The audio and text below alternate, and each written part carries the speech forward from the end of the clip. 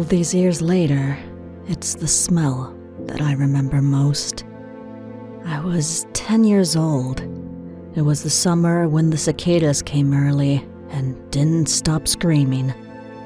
That was the same summer that the candy store appeared.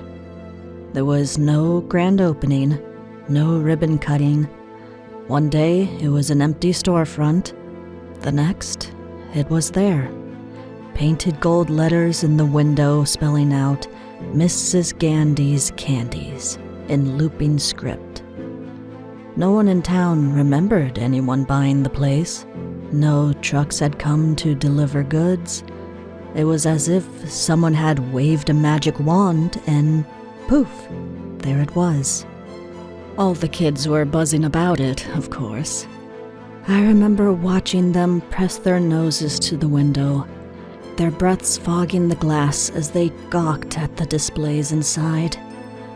It was an old-fashioned style store, with great glass jars brimming with gumdrops, mint humbugs, peanut brittle, cinder toffee, aniseed balls, and other delicious treats.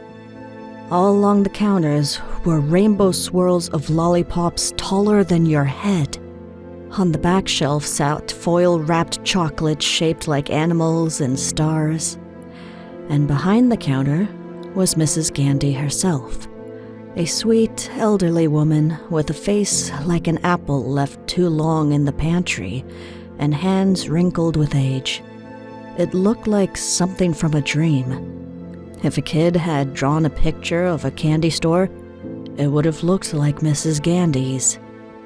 My parents wouldn't let me go. They were strict Baptists of the Bible-thumping and brimstone variety, which meant no sweets, no Halloween, no birthday parties with other kids.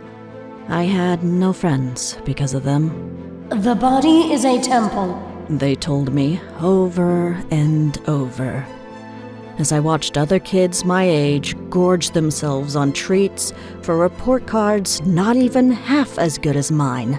Gluttony is a sin. Sugar is the devil's bait. I used to resent them for it, watching the other kids line up outside Mrs. Gandy's while I was dragged to Wednesday night Bible studies. Felt like a punishment just for being born. When I was 18, I hightailed it out of that house and made a life for myself, where I wasn't just existing, but really living for once. But that came later.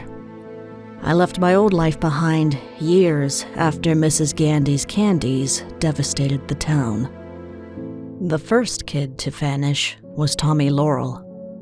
He was a fat boy, always sticky-fingered and red-faced like he was on the verge of a tantrum. He got bullied a lot and was always threatening to run away from home until his parents gave him what he wanted. His mom said he had gone into Mrs. Gandy's on his way home from school and never came home. Cops searched the store from top to bottom and questioned Mrs. Gandy. They found nothing but spotless floors and an old woman who smelled like burnt marshmallows. No sign of foul play anywhere. In the end, they chalked Tommy's disappearance up to him finally making good on his promise to run away. Maybe he'd had enough of schoolyard taunts and decided to vanish, they reasoned. His case went cold. The town moved on. Except then came Haley Wilcox, and after that, Riley Sherman. Always the same pattern. Last seen near the candy store, always alone. No sign of struggle, no trace. All with a history of wanting to run away from home. Haley Wilcox's dad used to beat her. Riley Sherman was adopted and said he wanted to find his biological family. The cops checked the place, found nothing, put them down as runaways, and moved on. I'd pass it on my way to church, and I swear those gold letters grew shinier with every child that disappeared. We lived on the same street as the store, and when I walked home from school, Mrs. Gandy would watch me go past and wave, gesturing to all the sweet treats I could not have and rubbing her belly, then beckoning me inside. It was as if she saw me as an unattainable target, forever out of her grasp, because setting foot in her shop would have gotten me in big trouble at home. I feared my parents more than I longed for candy. Then, Daisy Howell disappeared. She was only 8, the youngest yet. A bright little thing with sunflower barrettes in her hair and big blue eyes. Everyone loved Daisy. Her parents were regulars at our church, devout folk who loved their daughter with the kind of fierce, trembling devotion that bordered on holy.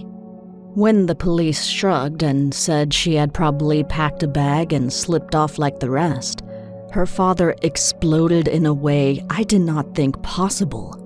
He spat in the sheriff's face and screamed that he knew where she had gone. He shouted that they all knew, but everyone had just been too afraid to say it. He said if they weren't going to find his little girl and bring her home, they should at least punish the one who had taken her. Of course, the sheriff had no such power without more evidence than a quickly growing urban legend.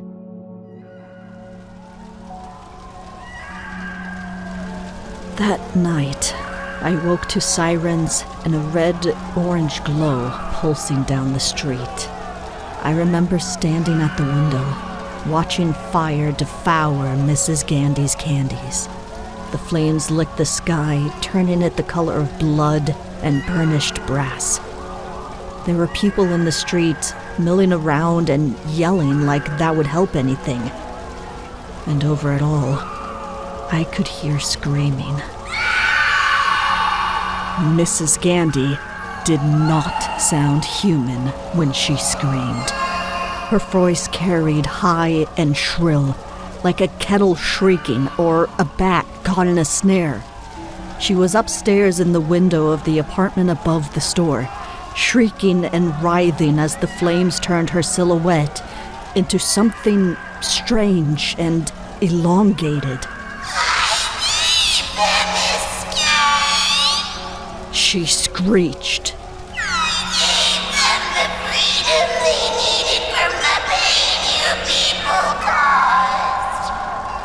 Her words echoed down every street and alley, through every crack and crevice in our town. Even though I had the window shut, I could hear her so loudly that it made my skull vibrate, and I had to cover my ears. It felt like her voice was reaching right inside my head and tugging at a part of me that had only ever whispered before. The part of me that longed to walk out of my parents' house and run away from their rules and punishments forever. And that's when they came. The children. Every boy and girl who had ever bought candy from that store rose from their beds, left their houses, and ran to the candy store. I watched them stream from their houses in pajamas and nightgowns, barefoot and silent, like sleepwalkers under a spell. Some climbed out of windows if the doors were bolted too high for them to reach. Some dodged parents standing in their path. They all ran straight into the fire. Not one of them screamed. Not one of them hesitated. They all just ran as if possessed and vanished into the hungrily licking flames. When the firemen finally put out the blaze, all that remained of Mrs. Gandy's candies was a blackened husk and the reek of burnt sugar. They combed the wreckage for hours, but found nothing. There were no bones, no charred bodies, not even teeth. The building was completely empty, and the apartment above, nothing but an empty shell. After I left that God-forsaken town, I rebelled by drinking, smoking, doing a plethora of drugs, and all manner of other sinful things my parents had been so devoutly against. It lasted long enough for me to develop enough problems that I checked myself into a rehab center. When I got out, I briefly considered going home for a visit. I called a kid I had gone to Sunday school with rather than my parents, trying to see how it felt to reconnect with that part of my life. We chatted for a while and, inevitably, memories of Mrs. Gandy's candies came up. The cops never did find out what the hell happened that night, or what happened to the kids who disappeared. One thing he did tell me, though, was that years later, Daisy Howell's mother left her husband after finding pictures of Daisy on his computer. So, maybe Daisy had a reason to want to run away from home after all. I didn't go back to that town, but I remember. And sometimes, when the nightmares come, I wake up and all I can smell is the scent of burnt marshmallows that had filled the streets for days after Mrs. Gandy burned up along with her shop.